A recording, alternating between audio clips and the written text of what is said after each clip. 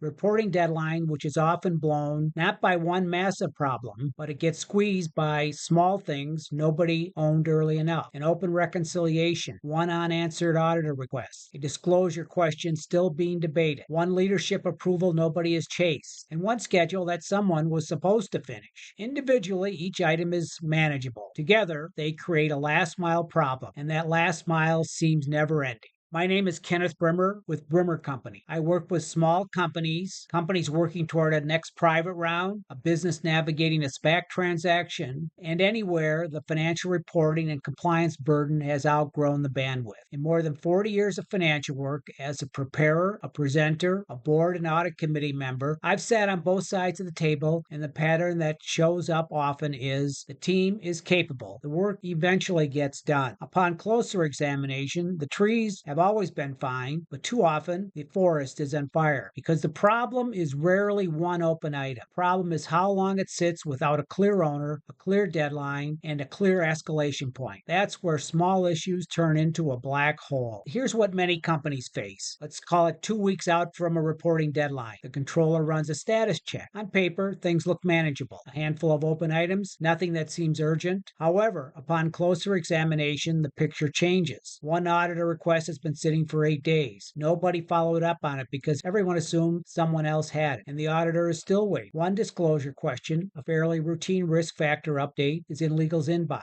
It went in 6 days ago. Legal hasn't flagged it as urgent, and nobody told them it was on the critical path. One critical reconciliation is nearly done. It has been nearly done for 4 days. None of these items is a crisis on its own, but they need to be resolved before the auditor can sign off. And the auditor's consent is needed, and legal needs to finalize its review before the CEO can review. Now it is the last mile, and it is in reaction mode with no clear end in sight. It got stressful, too stressful, not because the items were hard, but because nobody was reviewing each step, tracking the sequence, the dependencies, or the clock. Here's the reframe. Open items are not just a list, they're a sequence, and they should be managed as a process. The sequence has dependencies that need to be mapped before the deadline, not discovered during it. 3 disciplines change how this plays out. 1. Map the dependencies before the close starts. Identify which items must be closed before others can begin. The auditor can't sign off until the reconciliations are done. Legal can't finalize until the auditor signs off. The CEO can't review until legal is done. The chain needs to be visible in writing with dates. It needs to be visible and done in writing with dates before the quarter ends, not assembled under pressure in the final week. 2. Treat nearly done as not done. Nearly done is the most dangerous status in the filing process. It creates the illusion of progress while the clock keeps running. An item is either done, confirmed, accepted, closed, or it is open. There is no middle. Every open item needs a specific date by which it will be closed, and someone's whose name is on it. Escalate on a schedule, not in a crisis. Before the process starts, if the item is still open by this date, it gets escalated to this person. The trigger should be built into the system, not left to judgment under pressure. Planned escalation is a process step. Reactive escalation feels like running on a never-ending treadmill. One is manageable,